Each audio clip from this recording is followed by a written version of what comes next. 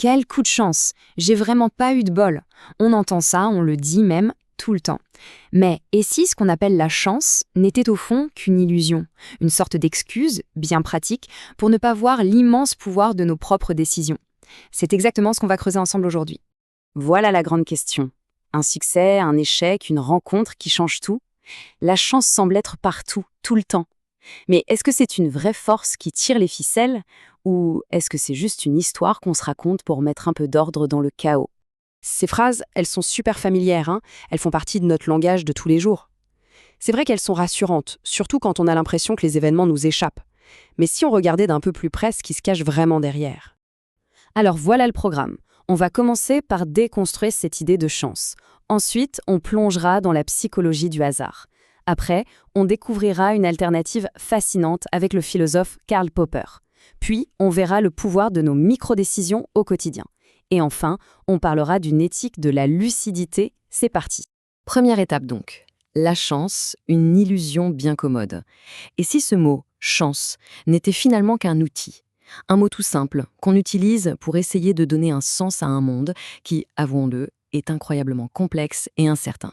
Bon, mais alors pourquoi est-ce qu'on a tellement besoin d'y croire, à cette chance? Pour le comprendre, on va se pencher sur la psychologie du hasard. La réponse, en fait, elle se trouve dans un mécanisme mental qu'on a tous depuis notre plus tendre enfance.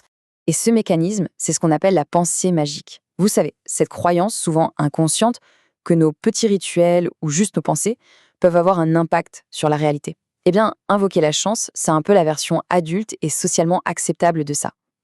C'est une façon de calmer notre anxiété face à l'inconnu. En fait, la chance, ça agit comme une sorte de bouclier psychologique. Dire « je n'ai pas eu de chance », ça permet d'éviter de se sentir coupable d'un échec. Et à l'inverse, dire « j'ai eu de la chance », ça protège de la pression qui vient avec le succès.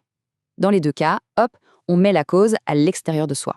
Le problème, c'est que cette fiction si commode, elle a un coût.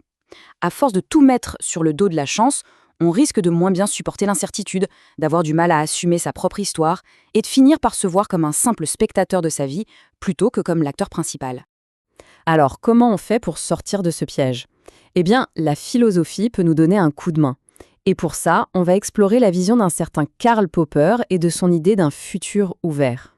Cette phrase, elle résume parfaitement la pensée de Popper. Pour lui, le déterminisme, c'est-à-dire l'idée que tout est écrit d'avance, ce n'est pas juste une erreur intellectuelle. Non, c'est un véritable cauchemar éthique, parce que ça anéantit complètement notre créativité et notre sens des responsabilités. Pour le déterminisme, l'univers est comme une gigantesque mécanique d'horlogerie. Une fois que c'est lancé, tout est déjà joué, tout est prévisible. Dans un monde comme ça, notre liberté de choix ne serait qu'une simple illusion. Et c'est précisément ça que Popper refuse en bloc. Mais attention, Popper ne dit pas non plus que tout n'est que pur hasard.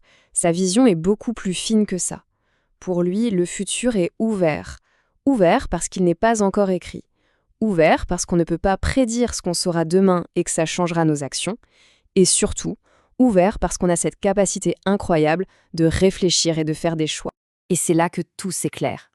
Dans cette perspective, la chance n'est plus du tout une force mystérieuse qui nous contrôle. C'est juste le nom qu'on met sur notre ignorance du moment. L'ignorance de toutes les chaînes complexes de causes et de conséquences dont on fait, en réalité, partie intégrante. Ok, tout ça c'est bien beau, mais concrètement, ça change quoi? Si la chance n'est qu'une question de perspective, comment est-ce qu'on peut relire notre propre histoire? Eh bien, la clé, elle se trouve dans quelque chose de tout petit, nos micro-décisions.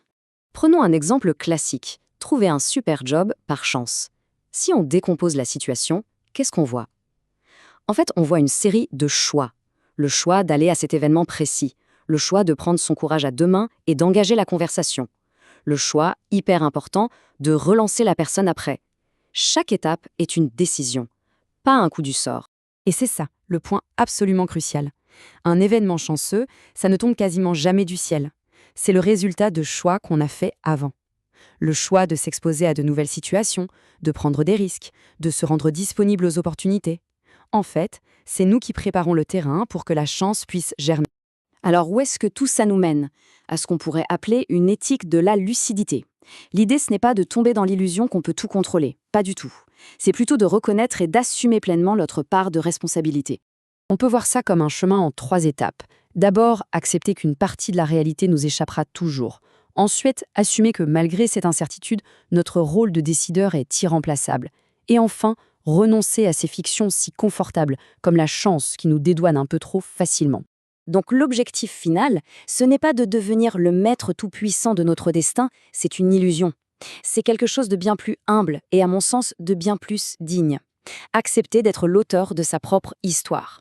Un auteur faillible, qui peut se tromper, oui, mais un auteur responsable des mots qu'il choisit et des chapitres qu'il écrit. On va se quitter sur cette question. Et si, finalement, la plus grande chance qu'on puisse avoir, c'était de ne plus croire à la chance, de se libérer de cette illusion pour enfin oser prendre la plume et écrire en pleine conscience sa propre histoire.